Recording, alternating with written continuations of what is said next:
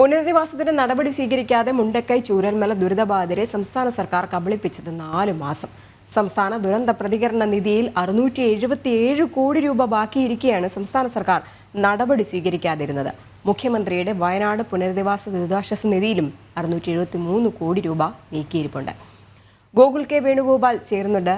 ഗോകുൽ, നമസ്തേ, good morning.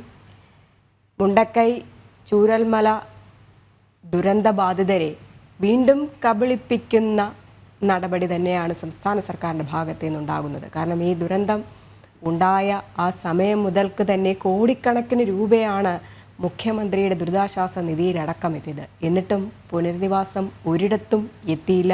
ഒപ്പം കേന്ദ്രത്തിനെ പഴിചാരുന്നത് തുടരുകയും ചെയ്യുന്നു.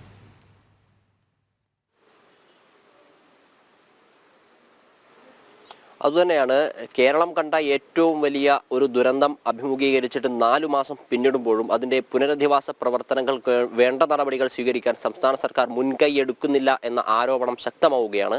കഴിഞ്ഞ ദിവസം ഇതുമായി ബന്ധപ്പെട്ട ഹർജി പരിഗണിക്കവേ ഹൈക്കോടതിയുടെ രൂക്ഷ വിമർശനത്തിന് സംസ്ഥാന സർക്കാർ പാത്രമായിരുന്നു എന്ന വാർത്ത നമ്മൾ കണ്ടിരുന്നു. കാരണം ഈ കേന്ദ്ര സർക്കാരിനെതിരെ ഒരു ആയുധം എന്നോണം ഇത്തരത്തിൽ 251 പേർ മരണപ്പെടുകയും 47 പേർ ഇപ്പോഴും കാണാതാവുകയും 1083 വീടുകൾ തകരുകയും ഒക്കെ ചെയ്ത വലിയൊരു ദുരന്തത്തെ സംസ്ഥാന സർക്കാർ ഉപയോഗിക്കുന്നു എന്ന ഒരു രാഷ്ട്രീയ ആരോപണമാണ് ഇപ്പോൾ ഉയർന്നു വന്നിട്ടുള്ളത്.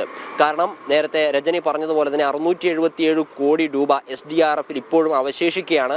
മുഖ്യമന്ത്രിയുടെ ദുരിതാശ്വാസ നിധിയിൽ 673 കോടി രൂപ അവശേഷിക്കുകയാണ്. ആകെ മൊത്തം 1350 കോടി രൂപ സംസ്ഥാന സർക്കാരിന്റെ കൈവശം ഇരിക്കെയാണ് പുനരധിവാസ പ്രവർത്തനങ്ങൾക്ക് ഒരു നടപടിയും സ്വീകരിക്കാത്ത സംസ്ഥാന സർക്കാർ മുന്നോട്ടേക്ക് പോകുന്നത് എന്നുള്ളതാണ് പ്രധാനപ്പെട്ട കാര്യം. സംസ്ഥാന സർക്കാരിന്റെ പോസ്റ്റ് ഡിസാസ്റ്റർ നീഡ്സ് അസസ്മെന്റ് സർവേയിൽ, അതായത് ഒരു പ്രദേശത്ത് ദുരന്തം സംഭവിച്ചു കഴിഞ്ഞാൽ അവിടെ ഏത് രീതിയിലുള്ള പുനരധിവാസ പ്രവർത്തനങ്ങളാണ്, പുനരുദ്ധാരണ പ്രവർത്തനങ്ങളാണ് നടപ്പിലാക്കേണ്ടത് എന്നതിനെ സംബന്ധിച്ച സർവേയിൽ 2219 കോടി രൂപയുടെ നഷ്ടമാണ് അവിടെ ഉണ്ടായത് എന്നും അത്രയും തുകയാണ് വയനാടിന് വേണ്ടത് എന്ന ഒരു കണക്ക് റിപ്പോർട്ട് തയ്യാറാക്കി കേന്ദ്ര സർക്കാരിന് സമർപ്പിച്ചിരുന്നു. 2219 കോടി രൂപ.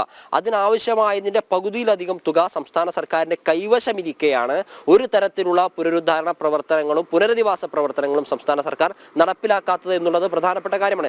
ജൂലൈ 30-നായിരുന്നു കേരളത്തെ ആകെ ഞെട്ടിച്ച, നമുക്ക് എല്ലാവരെയും വേദനപ്പെടുത്തുന്ന, അതിന്റെ ഓർമ്മകൾ ഇന്നും നമ്മെ വല്ലാതെ വേട്ടയാടുന്ന വയനാട് ദുരന്തം അല്ലെങ്കിൽ ഉരുൾപൊട്ടൽ ചൂരൽമലയിലും മുണ്ടക്കൈയിലും പൊട്ടിമുടിയിലും ഒക്കെ അവിടെയൊക്കെ ഉണ്ടായത്. ആ ദുരന്തത്തിന്റെ ബാക്കിപത്രം എന്നോണം അവശേഷിക്കുന്ന നവീകരണ പ്രവർത്തനങ്ങൾക്ക് വേണ്ട നടപടികളിലേക്ക് കടക്കാൻ സംസ്ഥാന സർക്കാരിന് സാധിക്കുന്നില്ല എന്ന വസ്തുത നമ്മുടെ മുന്നിലൊക്കെ നിൽക്കുകയാണ്. എല്ലാ സമയത്തും കേന്ദ്ര സർക്കാരിനെ അനാവശ്യമായി കുറ്റപ്പെടുത്താൻ നടത്തുന്ന വിഫല ശ്രമങ്ങൾ സംസ്ഥാന സർക്കാരിന്റെ ഭാഗത്തു നിന്നുണ്ടാകുന്നു എന്നുള്ളത് നമ്മൾ കണ്ടതാണ്. അതിനെതിരെയായിരുന്നു കഴിഞ്ഞ ദിവസം ഹൈക്കോടതിയുടെ ഭാഗത്തു നിന്ന് രൂക്ഷ വിമർശനം സംസ്ഥാന സർക്കാരിനുണ്ടായത്. SDRF-ൽ എത്ര തുകയാണ് ബാക്കിയുള്ളത്, അതിലെത്രയാണ് ചിലവഴിക്കാൻ സാധിക്കുക, എന്തൊക്കെയാണ് നമ്മൾ അതിവേഗം നടപ്പിലാക്കേണ്ട പദ്ധതികൾ, ഏത് രൂപയാണ് കൊടുത്തു തീർക്കാനുള്ളത് എന്ന ചില ചോദ്യങ്ങൾ ഹൈക്കോടതിയുടെ ഭാഗത്ത് നിന്ന് സംസ്ഥാന സർക്കാരിനോട് ഉണ്ടായെങ്കിലും കൃത്യമായൊരു മറുപടി പറയാൻ സംസ്ഥാന സർക്കാരിന് സാധിച്ചിട്ടില്ല. അതിനാൽ വളരെ രൂക്ഷമായി ആരെയാണ് വിഡ്ഢികളാക്കാൻ ശ്രമിക്കുന്നത്? കൃത്യമായ കണക്കുകൾ നൽകിയാൽ മാത്രമേ കേന്ദ്രത്തിൽ നിന്ന് പണം ആവശ്യപ്പെടാൻ വേണ്ടി സാധിക്കൂ. കൃത്യമായ കണക്കുകൾ തയ്യാറാക്കി വരുന്ന വ്യാഴാഴ്ചക്കകം ഹൈക്കോടതിക്ക് മുമ്പിൽ സമർപ്പിക്കണം എന്ന രീതിയിൽ വളരെ രൂക്ഷമായ രീതിയിൽ ഹൈക്കോടതി വിമർശിക്കുന്ന ഒരു സാഹചര്യം ഉണ്ടായിരുന്നു. ഈ ഘട്ടത്തിൽ എടുത്തു പറയേണ്ടത്, ഇത്തരത്തിലുള്ള സംഭവങ്ങളെ രാഷ്ട്രീയപരമായിട്ടുള്ള നേട്ടങ്ങൾക്ക് വേണ്ടി ഉപയോഗിക്കാൻ അല്ലെങ്കിൽ രാഷ്ട്രീയമായിട്ടുള്ള ആക്രമങ്ങൾക്ക് വേണ്ടി ഉപയോഗിക്കാൻ വേണ്ടി കരുവാക്കരുത് എന്ന ആരോപണങ്ങൾ വിവിധ കോണുകളിൽ നിന്ന് വരുന്നുണ്ടായിരുന്നു. നേരത്തെ തന്നെ കേന്ദ്ര സഹായം ലഭിക്കുന്നില്ല എന്ന സംബന്ധിച്ച ആരോപണ ശക്തമായ സമയത്ത് SDRF ഫണ്ടിൽ 700 കോടിയിലധികം രൂപ ഉണ്ടായിരുന്നു എന്നും അതിൽ കേവലം 95 കോടി മാത്രമേ ചെലവഴിച്ചിട്ടുള്ളൂ എന്നും 677 കോടിയിലധികം രൂപ ബാക്കിയുണ്ട് എന്നുള്ള കണക്കുകൾ വലിയ രീതിയിലുള്ള വ്യക്തമാക്കിക്കൊണ്ട് കേന്ദ്ര സർക്കാരിന്റെ വൃത്തങ്ങളും ആഭ്യന്തരമന്ത്രി ഉൾപ്പെടെയുള്ള ആളുകൾ രംഗത്ത് വരികയുണ്ടായി.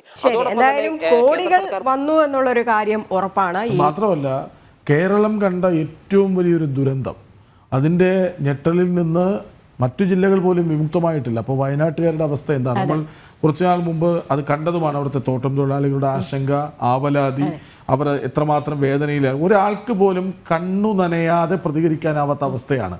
അപ്പോഴാണ് ഇവിടെ സർക്കാർ ദുരിതബാധിതരെ കബളിപ്പിക്കുന്നത്. പുനരധിവാസമില്ല, വാടക വീടെടുത്ത് കൊടുത്തിട്ട് അതിന് വാടക നൽകുന്നില്ല, അപ്പാടെ വിഷമത്തിലാക്കുന്ന ഒരു അവസ്ഥയാണ്. ഒന്ന് ഓർക്കുക, മുഖ്യമന്ത്രിയുടെ ദുരിതാശ്വാസ നിധിയിൽ പോലും 673 കോടി രൂപയുണ്ട്.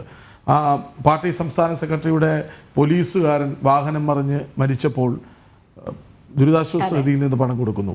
ഒരു പാർട്ടിയുടെ സംസ്ഥാന അധ്യക്ഷൻ മരിക്കുമ്പോൾ അയാൾക്ക് കൊടുക്കുന്നു. ഒരു MLA-യുടെ മരണാനന്തരം അദ്ദേഹത്തിൻ്റെ ബാധ്യതകൾ വീട്ടുന്നു, മകൻ ആശ്രിത നിയമനം കൊടുക്കുന്നു. അങ്ങനെ എല്ലാ തരത്തിലും ചേർത്ത് പിടിക്കുന്ന അവരുടെ ആൾക്കാരെ മാത്രം ചേർത്ത് പിടിക്കുകയും മറ്റുള്ളവരെ നിരാകരിക്കുകയും വയനാട്ടുകാരോട് മാപ്പ് പറയേണ്ടി വരും സർക്കാരിന് ഈ അവസ്ഥയിലാണെങ്കിൽ.